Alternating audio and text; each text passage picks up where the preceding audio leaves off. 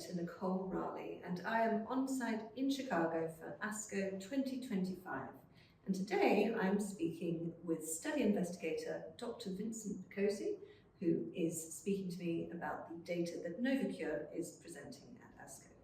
So Novocure, together with its patients, is striving to extend survival in some of the most aggressive forms of cancer. In 2000, Yoram Palti, Novocure's founder and Professor Emeritus of Physiology and Biophysics at the Technion, Israel Institute of Technology, sought to leverage his expertise in biophysics to develop a new way to treat solid tumor cancers that would destroy tumor cells while sparing healthy tissue and avoiding many of the life-altering side effects of existing cancer therapies. And Professor Palti founded Novocure to provide patients with a new cancer treatment based on this hypothesis, since proven that alternating electric fields, when applied at specific frequencies, can disrupt cancer cell division. And this innovative treatment, called Tumour Treating Fields, is a completely different approach to cancer therapy. Now, with more than 20 years of research and many significant milestones, the company believes this is only just the beginning. So, Dr. Picozzi, please tell us more about Novocure's growth, its journey, and indeed the Tumour Treating Fields approach. Well, as you stated, the Tumour Treating Fields approach is unique in cancer therapy. What it strives to do is use alternating electrical fields, and as you pointed out, at a particular frequency for each cancer, to interrupt a variety of processes in cell division. And in fact, the true impact of the Tumour Treating Fields on cancer biology is still being explored. So this approach was tested extensively in preclinical models and eventually applied to different cancers. The first success was seen in glioblastoma multiforme, in which the use of the Tumour Treating Fields with temozolomide did produce a survival advantage. It's also been shown to be successful in malignant pleural mesothelioma and non-small cell lung cancer, and eventually was applied to pancreatic cancer based on a combination of preclinical findings, a very successful early phase trial called Novocure, in which the fields were looked at with gemcitabine with and without nab-paclitaxel in advanced pancreas cancer, and also I would say just the general frustration with respect to the lack of progress in pancreatic cancer. So that leads us to the PANOVA-3 trial. So later this afternoon, Novocure will be presenting that late-breaking data on positive phase 3 PANOVA-3 trial results for pancreatic cancer, evaluating the use of Tumour Treating Fields, or also known as TTFields, with gemcitabine and nab-paclitaxel. Thank you for helping me there. Just too many letters, for locally advanced pancreatic ductal adenocarcinoma, or LA-PAC. So pancreatic ductal adenocarcinoma, PDAC, is one of the major causes of death in the Western world, and it is estimated to become the second leading cause of tumor-related mortality in the next 10 years.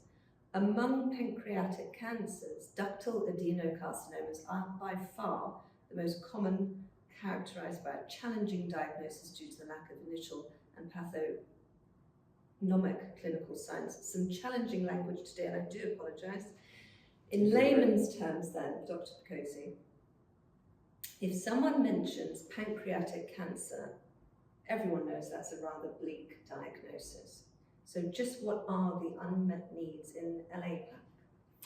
Well, locally advanced pancreas cancer, LA-PAC, is, to my mind, a very interesting disease category to study because it really is at the crossroads of patients with earlier stage disease and later stage disease.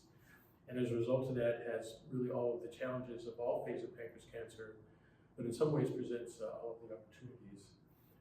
Like other stages of pancreas cancer, it tends to have a late presentation. It's very complicated to manage. It requires intensive and experienced supportive care. It requires improved therapeutics, and probably most importantly, it really needs a sense of hope and possibility given the prognosis that exists. So that's the environment that we're working in. That's the environment. And these words, hope and possibility, are words that are very much being used at ASCO 2025 and bringing that to patients with what's happening. So can you provide some details on this and how this expands on previously announced top-line results from PANOVA-3, so this being the new data being presented this afternoon? Well, I think the exciting news is that the PANOVA-3 trial is the first successful trial ever in LA-PAC, or LA-PAC, locally advanced pancreas cancer.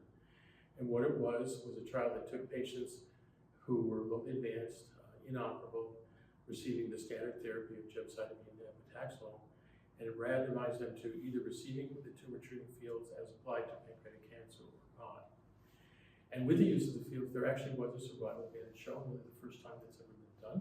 So that's very exciting, along with improvements in quality of life, such as pain control and global function.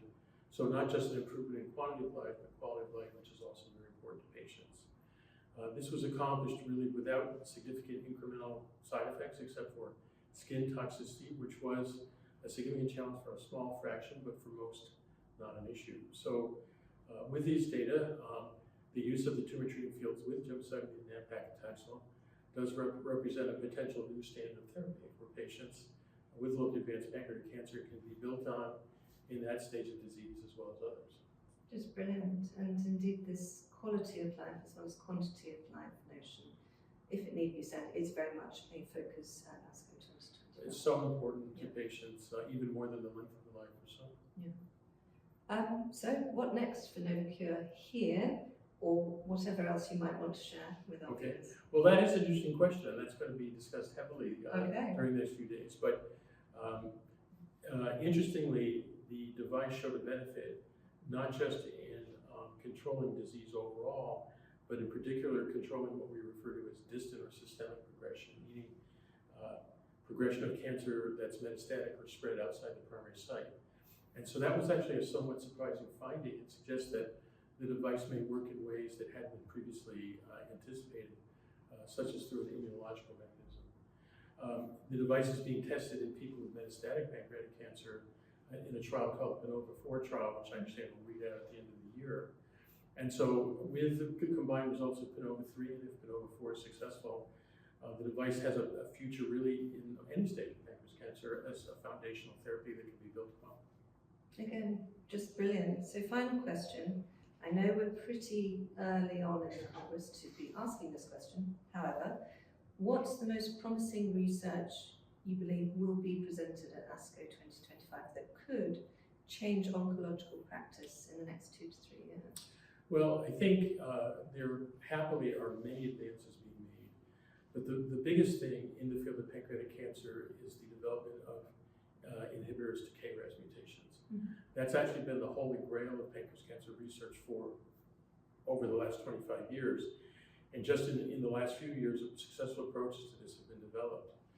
Because over 90% of people have such mutations, and the mutation is really the fundamental on-off switch of pancreas cancer growth, being able to inhibit that really would be like turning off the master switch for pancreas cancer growth, and promises to usher in a whole new era of therapy and a whole new bright, happy day.